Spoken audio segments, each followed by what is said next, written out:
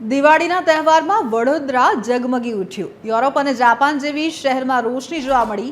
મુખ્ય માર્ગો પર વિદેશમાં હોય તેવો માહોલ સર્જાયો। મ્યુનિસિપલ કમિશનર અરુણ બાબુએ વડોદરાની કાયાપલટ જાણે કે કરી નાખી। જેલ રોડ પર બ્રહ્માંડમાં ફરતા હોવાનો અહેસાસ કરાવ્યો તો અકોટા સોલર પેનલ ઇન્દ્રધનુષના રંગે રંગાય। અટલ બ્રિજ નીચે ગરબાના તોરણિયા સજ્યા તો રોડ ફ્લાયઓવર સર્કલ પણ રોશનીથી જાણે કે જગમગી ઉઠ્યા।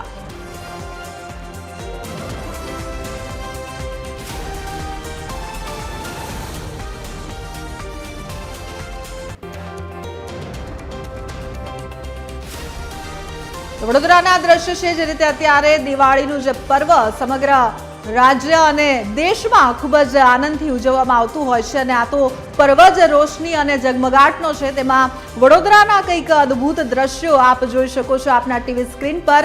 જે રીતે અલગ અલગ વિસ્તારોમાં સુંદર મજાની જે રોશની છે તેનો જળહળાટ છે તે વડોદરામાં જોવા મળી રહ્યો છે। જે પ્રકારની રોશની કરવામાં આવી છે વિદેશમાં આ પ્રકારના દ્રશ્યો ખાસ કરીને જોવા મળતા હોય છે તે પ્રકારની અલગ અલગ જે રોશની છે તેનો ઝગમગાટ વડોદરામાં જોવા મળ્યો।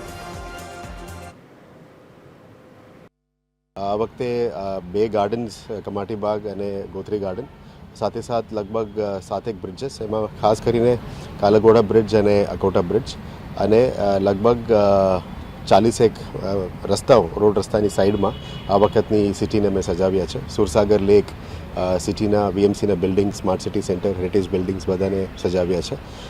અલગ થીમ ઉપર કર્યા છે।